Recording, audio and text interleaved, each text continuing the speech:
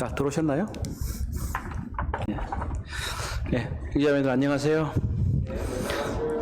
날씨가 비가 왔는데도 그렇게 또 시원해지진 않네요. 한 8월 말까지 정도는 더울 거라 그러는데 건강 조심하시면 좋겠습니다. 오늘은 빌립보서 1장 12절에서 20절에 있는 말씀으로 함께 말씀을 나누도록 하겠습니다. 빌립보서 1장 12절에서 20절 고난 중에 기뻐하는 이유라는 제목으로 말씀을 나누겠습니다. 이 빌립보서는 사도 바울이 2차 전도 여행 때에 개척된 교회입니다. 사도행전 16장을 보시면 이 빌립보 교회가 나오게 되는데, 사도행전 16장 2절에 이 로마 식민지 중에서 마게도냐 성의 큰 성이다라고 이제 얘기를 합니다. 그 앞에 보면 16장 9절에서 10절에도 보면 사도 바울이 아시아에서 전도하려고 하는데 드로아에서 꿈에 마게도냐 사람들이 나와서 건너와서 그들을 도우라고 하는 것을 환상을 보고 이제 그들이 아시아에서 전도하지 않고 배를 타고 건너가서 마게도냐 지역으로 건너가게 되는데, 그곳에서 만나게 되는 가장 첫 번째 도시가 이 빌립보입니다. 우리가 이제 이 아시아, 유럽 이렇게 나누게 될 때에 이 지중해를 건너편 이쪽이 이제 유럽이 되는데, 이 빌립보 교회가 유럽 지역의 최초의 교회가 되는 셈입니다. 이 지역은 기원전 31년경에 로마의 아우구스투스 황제가 퇴역 군인들의 상당수를 그곳에서 정착을 시켰습니다. 그곳에 약 인구가 한 1만여 명 이렇게 된다고 하는데, 그 중에 이제 로마 시민권을 가진 사람들이 많았습니다. 그래서 빌립보는 다시 우리식으로 말하면 식민지가 아니라 그래서 로마의 직할 통치를 받는 그런 곳이었습니다. 그러다 보니까 로마 시민권자들이 이제 살고 많았죠. 그래서 이 사도 바울의 서신이나 아니면 로마의 사도행전에서도 보게 되게 되면 이 시민권에 관한 이야기가 나오게 되죠. 사도 바울이 빌립보에서 감옥에 갇혔잖아요. 이 빌립보서에서도 감옥에서 쓰는 서신입니다. 빌립보 감옥에 갇혔을 때 로마 시민권자의 나를 죄도 정하지 않고 때리느냐라고 하는 그런 얘기가 나오고, 빌립보서에서도 우리의 시민권은 하늘에 있다 하는 그런 표현이 나오는 것은 바로 이 빌립보 성의 특별한 어떤 지위와도 관련이 되어 있습니다. 그리고 이 빌립보서의 많은 여러 가지 이제 주제들을 우리가 생각해 볼 수도 있겠지만, 빌립보 교회는 고린도서 신서에도 나오고 다른 신서에도 보는 것처럼 사도 바울에게 매우 친근하고 또 물질적인 교제도 풍성하게 나눈 그런 교회였습니다. 그래서 여러 차례 이 사도 바울이 이 빌립보 교회를 칭찬하고 있고, 이 서신을 보내는 가운데서 그들이 넉넉하게 그에 쓸 것을 주었기 때문에 감사하다는 그러한 말과 또 친밀한 단어들이 이렇게 많이 등장을 하고 있습니다. 그래서 그러한 것들이 이 전반적인 이 빌립보서를 흐르고 있다면, 또 2장에 가게 되면 놀라운 이제 그리스도의 겸손하심, 바로 그리스도께서 어떻게 낮은 인간이 되셔서 사람들을 섬기셨는가 하는 찬송시, 놀라운 찬송시가 빌립보서 2장에서 나오게 됩니다. 우리가 또 자주 암송하는 대로 우리가 능력 주신 자 안에서 모든 것을 할 수 있다라고 하는 가끔씩 우리가 파워풀한 얘기를 하기도 하지만, 그것보다는 이 자족하는 그 비결을 얘기하는 이런 이제 유명한 구절들이 많이 나옵니다. 이 빌립보서는 4장밖에 안 되는 짧은 성경이지만 생각보다도 우리에게 주는 많은 교훈과 우리들에게 압축적으로 하나님의 말씀을 잘 전달해주는 교훈들을 발견할 수 있습니다. 그런데 그 중에서도 이 빌립보서에 주로 나오는 단어는 뭐냐면 복음 또는 기쁨, 고난, 연합 이런 것들인데, 그 중에서도 이 기쁨이라는 단어가 사실 가장 많이 나오면서 빌립보서의 주제를 전달한다고 말할 수가 있습니다. 이 단어는 기쁨이라는 단어와 그리고 그와 관련된 합하면 이 짧은 서신서에서 14번이나 나옵니다. 그렇기 때문에 이것은 이 빌립보서 전체를 생각해 볼 수 있는 중요한 주제가 될 것입니다. 그 중에서도 이 빌립보서의 기쁨은 그냥 뭐 무조건 우리가 생각하는 그런 기쁨이 아니라 고난 중에 기뻐하는 것. 이 감옥도 나오잖아요. 그리고 함께 연합하는 기쁨. 이 두 가지를 다 이야기하고 있습니다. 제가 얘기를 하면 뭐 이렇게 아이돌 그룹 노래를 많이 듣나 생각하실 수도 있는데 그렇지는 않고요. 걸그룹이라고 하는 이제 아가씨들 이제 나오는데 그게 카라라고 하는 여자들 그룹이 있어요. 이전에 이제 구하라라고 이제 그분이 이제 이미 돌아가셨죠. 젊은 아가씨인데 거기에 소속된 그룹인데 카라라는 이제 그룹이 있었는데 이 카라는 기쁨이라는 뜻입니다. 근데 이 사람들이 왜 그런 것을 쓴지는 잘 모르겠어요. 근데 이 카라라고 하는 여성 그룹은 세속적인 기쁨을 주는 것이지만 성경에 나오는 카라는 바로 우리에게 충만한 하나님으로 오는 기쁨을 주는 것입니다. 이 기쁨이라고 하는 것은 우리가 세상의 상황이라든지 아니면 우리들의 어떠한 만족함에서 나오는 그런 기쁨이 아니라 하나님이 주시는 기쁨, 성령의 기쁨을 말하는데 성령의 두 번째 열매가 무엇인가요? 예, 희락입니다. 바로 이 희락은 우리말로는 한자로 표현되어 있지만 다 동일한 단어인 것입니다. 그만큼 이 기쁨은 바로 성령의 열매로서 성령께서 우리와 함께 계시면서 하나님의 방식으로 주시는 기쁨이라고 하는 겁니다. 그래서 빌립보서에서 이 말씀하고 있는 것은 이 고난 중에도 그리고 어려움 중에도 성도들 간에 문제가 있을 때도 여전히 하나님이 주시는 기쁨으로 성령이 주시는 기쁨으로 우리는 그것을 누릴 수 있다고 하는 것을 말해 주는 것입니다. 그러한 관점에서 오늘 제목에도 말씀드렸던 것처럼 고난 중에도 기뻐할 수 있는 이유에 대해서 함께 나누어 보려고 합니다. 먼저 12절에서 14절을 보도록 하겠습니다. 12절에서 14절 세 번역으로 읽어보도록 하겠습니다. 좀 떼어주시죠. 자, 앞을 봐주십시오. 제가 읽겠습니다. 형제 자매 여러분, 내게 일어난 일이 도리어 복음을 전파하는 데 도움을 준 사실을 여러분이 알아주시기를 바랍니다.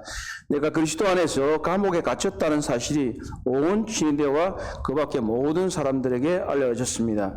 주님 안에 있는 형제자매 가운데서 많은 사람이 내가 갇혀 있음으로 말미암아 더욱 확신을 얻어서 하나님의 말씀을 겁없이 더욱 담대하게 전하게 되었습니다. 이렇게 말합니다. 바로 이것은 12절에 14절의 말씀은 고난은 새로운 기회를 만드는 통로가 된다고 하는 사실입니다. 사도 바울이 여러분들이 알아주십시오, 알기를 바랍니다 라고 말할 때는 새로운 주제, 새로운 주의를 환기시키기 위해서 말하는 것입니다. 바울이 지금 이제 로마의 감옥에 갇혀 있을 때에 빌립보 성도들이 생각하게 될 때, 이 복음이 실패했나? 복음을 전가하는데 사도 바울이 이제는 감옥에 갇혔고 더 이상 복음이 전거되지 못하고 이랬기 때문에 이제 복음의 진전이 더 이상 되지 않는가 하는 그런 실망감, 또 연약한 어린 성도들의 경우에서는 이 고난 때문에 생기는 이 문제에 관해서 회의감이 들기도 하고 연약해진 것들은 쓰러질 수도 있다고 하는 사실입니다. 그리고 이전에 이스라엘 사람들의 경험 가운데는 어떻습니까? 남유다가 바빌론에게, 그 이전에는 북이스라엘이 아수르에 잡혀가지 않았습니까? 그러니까 이스라엘 사람들의 생각 가운데는 마치 이스라엘의 하나님 여호와가 마치 이방신보다도 약해서 그들이 포로로 끌려갔다고 생각할 수도 있었는 것처럼 이제 이 신약교회 성도들마저도 특히 마게도니아와 그리고 로마에 있는 많은 사람들이 이제 바울이 복음을 전하다 감옥에 갇혔기 때문에 하나님이 약하고 우리 주님이 약해서 마치 세상신 로마의 황제도 주라고 불렸는데 이 주에게 세상신에게 굴복한 것처럼 이 생각할 수 있었기 때문입니다. 그래서 사도 바울은 이 두 가지를 얘기하고 있는데 첫 번째는 13절에 말하는 것은 뭐냐면 바울이 감옥에 갇혀서 어떻게 됐느냐 하면 황제의 친위대와 그 주변에 있는 사람들에게도 복음이 전파될 수 있는 기회를 가졌다고 하는 사실입니다. 사실 생각해 보십시오. 우리가 오늘날에도 뭐 대통령실 또는 뭐 아니면 장관들 이런 분들에게 이렇게 만나서 뭐 복음을 전하기가 쉬운 것이 아닙니다. 그런데 이 황제 시대에 더더군다나 바울이 유대인으로서 황제를 만나서 또는 황제 주변에 있는 사람들에게 복음을 전할 수 있다는 것은 정말 어려운 일입니다. 그런데 이 감옥에 갇힌 일로 인해서 황제의 친위대와 여러 사람들에게 복음을 전할 수 있는 기회를 가졌다고 하는 겁니다. 그는 분명히 로마 감옥으로 갈 때 내가 로마도 보아야 하리라고 하는 결단을 가지고 오히려 풀려날 수 있었음에도 불구하고 유대 지방에서 그가 황제에게 호소했기 때문에 로마 감옥에까지 가게 된 것입니다. 오히려 그의 감옥에 갇힌 사실은 그가 이전에는 만날 수 없었던 사람들이 그가 만나게 되고 복음을 전할 기회를 가졌다고 하는 사실입니다. 두 번째는 이전에는 그렇게 복음에 열심히 이제 않았던 분들도 이제 14절에 보고 있는 대로 바울이 로마 감옥에 갇히게 되니까 이제 그것 때문에 복음 때문에 저렇게 감옥에도 갇히는구나. 복음을 위해서 저렇게 헌신하는구나. 하인 오히려 동기 유발이 되어서 그들이 복음을 전했다고 하는 사실입니다. 로마의 성도들이나 빌립보의 성도들이 오히려 그들이 실망하거나 회의감이 드는 것이 아니라 많은 형제 자매들이 오히려 로마 감옥에 갇힌 사도 바울 때문에 그들이 복음에 열심을 내는 계기가 됐다고 하는 거예요.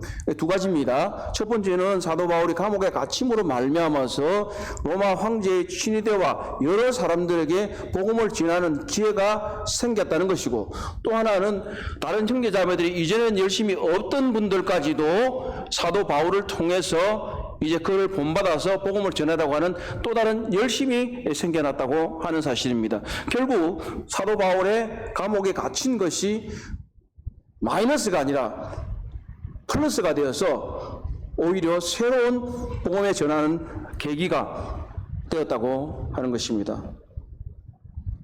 바울은 이 특별히 두 번째 사실 14절에 있는 얘기를 하는 것은 빌립보 성도 중에 연약한 사람들이 또는 회의감에 빠진 성도들이 분들이 더 이상 좌절하지 않고 실망하지 않고 오히려 믿음에 더욱 굳건히 서서 담대히 선포할 것을 요구하기 위해서라고 하는 것입니다. 오늘 잠깐 기도 제목에서도 말씀드렸지만 구명 자매님께서 이제 원래 그렇게 안 다친 줄 알았는데 보니까 MRI까지 찍으니까 많이 다쳤다고 지금 얘기를 들었지 않습니까? 저도 마음에 좀 고민이 많이 되더라고요. 듣고 나니까 그 자매님이 아픈 것도 아픈 거지만 교회를 생각하니까 그분이 맡고 있는 일도 있는데 이거 어떡하지? 하는 생각도 들기도 하고 여러 가지 이런저런 생각이 좀 들더라고요. 안 그래도 활동적인 자매님이 아까 통화를 하니까 뭐라 그러시냐면 가깝해요. 누워 있으려니까 보통 일이 아니라는 거야. 교통사고를 당하고 2개월씩이나 입원해야 되고 하는 건 정말로 좋은 일은 아닙니다. 갑갑한 일입니다. 그런데 한편 또 다르게 우리가 한번 생각해 보기로 저는 마음을 먹었습니다. 이 사고와 입원은 좋은 일은 아니지만 이 자매님에게 기회가 될 수도 있다고 하는 사실입니다. 우리에게도 마찬가지지만 그곳에 있는 병원의 원장을 만날 수도 있고 병원에 있는 분들을 만날 수도 있고 평상시에는 그 병원 가지도 않지만 만날 수 있는 새로운 기회가 생기는, 그것이 혹시 주님을 전하는 새로운 기회가 될 줄 누가 알겠습니까? 우리의 상황 가운데서도 종종 이런 이런 일이 일어날 수 있지 않겠습니까? 우리가 원하지 않는 일들이 일어나고 잘못된 것들이 우리들에게 생길 수 있습니다. 정말 그것은 우리가 바라고 싶지 않은 일들도 있을 수도 있고요. 그렇지만 그러한 상황 가운데서 오히려 우리에게 새로운 기회가 될 수 있다고 하는 것입니다. 보통 사람들은 이런 걸 전화위복이라는 말도 쓰기도 하잖아요.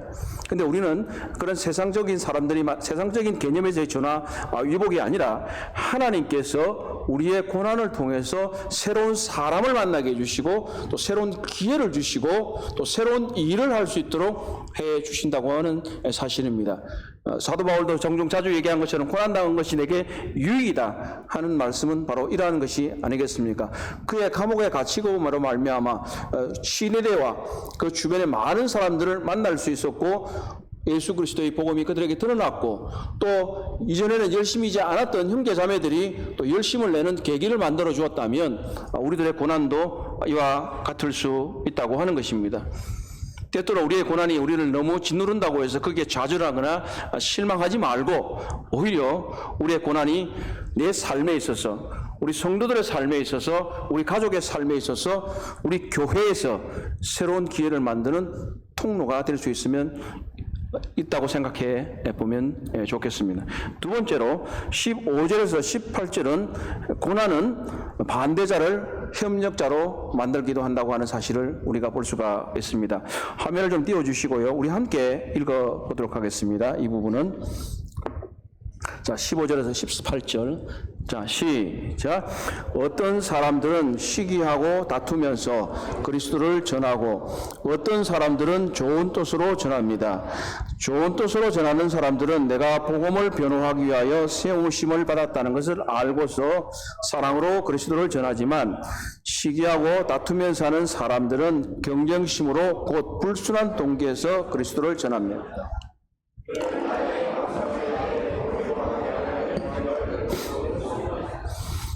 그렇지만 어떻습니까? 참된 마음으로 하든지 어떤 식으로 하든지 결국 그리스도가 전해지는 것입니다. 나는 그것을 기뻐합니다. 앞으로도 또한 기뻐할 것입니다. 예. 여기서 조금 전에 말했던 앞부분에서 말했던 것처럼 사도 바울이 자신이 감옥에 갇혀 있을 때 형제 자매들이 열심을 내려고 있는데 또 다른 한 부류를 소개하고 있습니다.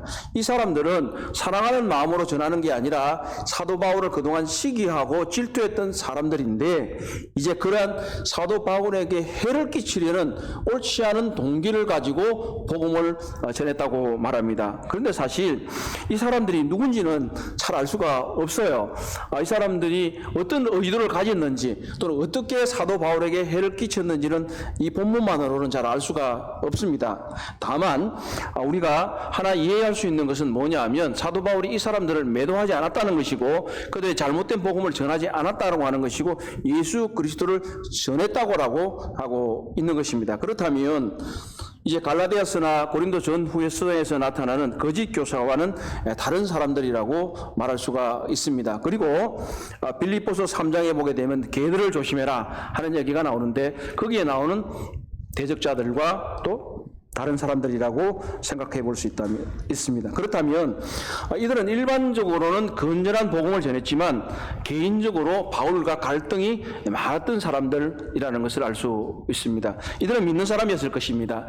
그러나 바울과 심한 갈등 가운데 있었고 바울을 시기하고 질투했었습니다.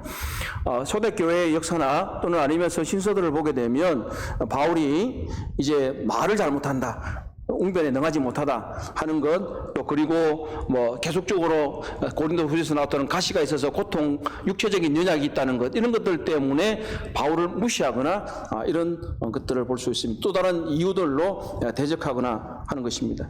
그래서 그들이 복음을 열심히 전하게 되면 사도 바울이 이제 감옥에 갇혀 있으니까 자기는 못하니까 더 이제 그 사람에게 괴로움을 끼친다고 생각할 수도 있고, 또 한편으로는 로마는 로마 황제가 주였기 때문에 이제 우리 주님을 전하게 됨으로 인해서 그들 가운데에서 이제 로마 황제가 주라는 게 아니라는 걸 그들이 계속해서 자유롭게 대적자들은 전하고 있기 때문에 사도 바울이 오히려 로마 황제에 의해서 더 해를 받을까 하는 그런 생각들을 가지고 있을 수 있습니다.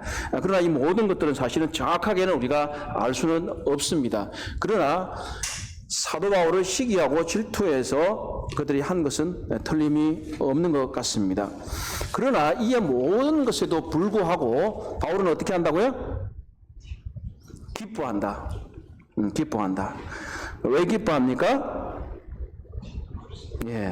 그것은 바로 어떤 것으로 하든지, 자, 개정으로 읽어볼게요. 그러면 무엇이냐? 그 치료로 하나 참으로 하나 무슨 방도라든지 전파되는 것은 그리스도니 이로써 나는 기뻐하고 또한 기뻐하리라고 말한 것입니다. 18절에서 사도 바울이 말하고 있는 대로 그는 그리스도 중심적으로 생각하고 있기 때문에 나한테 해가 되든지 그들이 불순한 동기에서 하든지 간에 선한 목적인 그리스도가 전파된다고 하는 것에는 그는 기뻐한다고 하는 것입니다. 물론 옳지 않은 동기로 그리스도를 전했어야 되겠습니까? 그것이 잘한다고 말하는 건 아닙니다. 그러나 결과론적으로 그리스도가 전해졌기 때문에 그렇게 얘기를 하고 있는 것입니다. 사도 바울의 고난은 이 사도 바울의 대적자들마저도 복음이라는 대명제 앞에서 그들도 사도 바울의 복음의 협력자가 되었다고 하는 사실인 것입니다. 바로 대적자들은 바울을 해치려는 마음을 가지긴 했지만 복음은 전해졌습니다. 우리의 일상생활에서는 이런 경험들을 하기가 쉽지는 않은 것 같습니다. 다만 우리들의 상황 가운데 우리가 한번 고난을 당하게 되고 어려움을 당하게 되면 우리를 전에는 싫어했던 사람이라 할지라도 우리를 동정하거나 또는 그렇지 않으면 우리가 하려고 하는 일들을 대신해서 해준다거나 이런 것들을 볼 수 있습니다. 가족들 가운데도 싸움을 막 하다가도 누가 아프면 어떻게 하죠? 남편이 마누라가 불쌍해서 열심히 또 집안일을 하기도 합니다. 형제 간에도 마찬가지죠. 그래서 고난이 반드시 나쁜 건 아니다는 거예요. 고난당한 것이 그리스도에게 고난은 유익하다. 이런 말이 있습니다. 하나님은 우리에게 고난을 즐겨주시는 분은 아닙니다. 그러나 하나님은 우리의 유익을 위해서라면 고난을 주저하지 않으신다. 하나님께서는 우리의 유익을 위해서 고난을 주시는 것이지 우리를 괴롭게 하기 위해서 고난을 주시는 것이 아닙니다. 때때로 우리들의 고난은 바로 이런 대적자들의 마음을 변화시켜서 우리와 동역하기도 하게 하시고 또 복음을 위해서 협력하게도 하십니다. 그러므로 이것이 고난을 통해서 사도 바울이 기뻐하는 이유가 되는 것입니다. 바울은 어떤 모양으로든지 그리스도가 전파되는 것을 기뻐했습니다. 근데 우리가 18절을 조금 전에 읽었던 세번역과 개역개정은 조금 다른 것을 우리가 볼 수가 있는데요. 개역개정의 경우에는 어떻게 되어 있냐면 이로써 나는 기뻐하고 또한 기뻐하리라 이렇게 되어 있어. 이것이 하나의 문장처럼 되어 있습니다만은 헬라어 성경이나 기타 여러 영어 성경들 이것을 두 문장으로 처리합니다. 이것은 많은 성경학자들이 얘기하기를 나는 그것을 기뻐합니다라고 하는 앞부분의 말은 지금까지 사도 바울이 내가 여러 모양으로 어떻게든지 복음이 전파되는 것을 기뻐합니다 이렇게 얘기하고, 그리고 두 번째 내가 기뻐하리라 라고 개역 개정에 되어 있는 것은 세 번역에서는 앞으로 또한 내가 기뻐할 것입니다. 미래적으로 기뻐할 것이라고 말합니다. 이것은 19절에서 20절에 있는 말씀을 가지고 말하는 것입니다. 왜 기뻐할 것이라고 얘기합니까? 19절에서 20절은 고난은 나를 통해서 주님을 존귀하게 만들 것이기 때문에 내가 기뻐한다고 하는 것입니다. 고난은 나의 몸을 통해서 주님이 존귀하게 될 것이기 때문에 기뻐한다고 하는 것입니다. 우리 함께 19절, 20절을 또 세 번역으로 함께 읽어보도록 하겠습니다. 한번 띄워주시죠. 시작. 나는 여러분의 기도와 예수 그리스도의 영의 도우심으로 내가 풀려나리라는 것을 압니다. 나의 간절한 기대와 희망은 내가 아무 일에도 부끄러움을 당하지 않고 온전히 담대해져서 살든지 죽든지 전과 같이 지금도 내 몸에서 그리스도께서 존귀함을 받으시리라고 하는 것입니다. 예. 먼저 19절에서 사도 바울은 자신이 풀려나리라고 하는 기대를 가지고 있습니다. 이것은 그가 이 빌립보 성도들의 기도와 예수 그리스도께서 성령 안에서 약속을 주심으로 말미암아 그가 풀려나리라고 하는 것입니다. 하나님께서 그의 간절한 기도에 그리고 이 빌립보 성도들의 기도에 응답하시리라는 것을 이제 마음 가운데 확신하기 때문에 기뻐하는 것입니다. 이곳에서는 물론 이 기도대로 이 내용대로 풀려납니다. 그리고 무엇보다도 이 사도 바울은 자신이 풀려날 것을 하나님께서 약속하셨고 풀려날 것을 알고 있기 때문에 어찌하든지 간에 자신을 통해서 하나님이 우리 주님이 존귀하게 될 것을 결심하고 결단하고 실행하려고 하고 있는 것입니다. 읽으셨던 대로 계속해서 반복하는 강조의 문구가 있습니다. 바울은 어떤 경우에도 부끄러워하지 않겠고 도리어 항상 그랬듯이 어제도 이제도 모든 담대함으로 삶으로든지 죽음으로든지 그리스도를 높이겠다라고 말하는 것입니다. 바로 이것을 자신이 소망하는 바요 간절히 기대하는 바라고 말했습니다. 저는 이 구절을 상당히 많이 좋아합니다. 20절을 개역개정으로 제가 다 한번 읽어보겠습니다. 나의 간절한 기대와 소망을 따라 아무 일에든지 부끄러워하지 아니하고 지금도 전과 같이 온전히 담대하여 살든지 죽든지 내 몸에서 그리스도가 존귀하게 되게 하려 하나니. 계속해서 강조하고 있잖아요.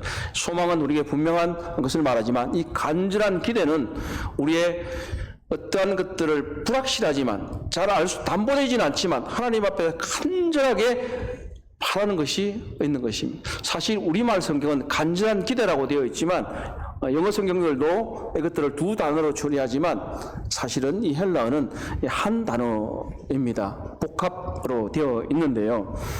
우리 학수고대라는 말 아시죠? 학수고대가 뭡니까? 사실은 이 학이 머리를 쭉 내밀고 바라보는 그런 것을 말하거든요. 이 단어가 지금 간절한 기대라는 단어가 그런 단어입니다. 머리를 이렇게 앞으로 내밀고 어떻게 될 것인가 바라보면서 쫙 쳐다보는 이 사도 바울의 경우는 이 간절한 기대, 머리를 내밀고 그냥 어떻게 주님이 하실 것을 바라보면서 내가 어떻게 하든지 내 몸에서 주님이 존귀하게 되려 하고 있는 것이죠. 우리의 간절한 기대가 무엇인가요? 젊은이들은 데이트할 때 내 사랑하는 연인이 언제 오나 하고 머리를 쭉 빼고 쳐다볼 수도 있겠죠. 우리의 반전한 많은 기대들이 있지 않습니까? 여기서 사도 바울의 간절한 기대는 내 몸에서 어떻게 하든지 주님이 존귀하게 되게 하려는 것이다. 우리의 간절한 기대는 무엇입니까?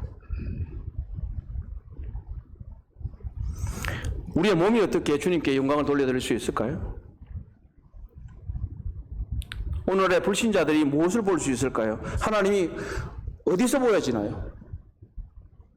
우리가 몸으로 행하는 것으로 불신자들은 하나님을 볼 수 있습니다. 저기 별이 있으면 높은 데서는 눈으로 보아서는 잘 보이지 않습니다. 그러나 망원경을 쓰면 어떻겠습니까? 더 잘 보일 수 있습니다. 우리가 바로 그리스도의 빛을 잘 드러내면 그리스도를 잘 볼 수 있습니다. 때때로 사도 바울에게 그랬던 것처럼 많은 사람들이 사도 바울이 복음 때문에 고난을 당하고 감옥에 갇히니까 하나님이 능력이 없다라고 생각할 수 있어요.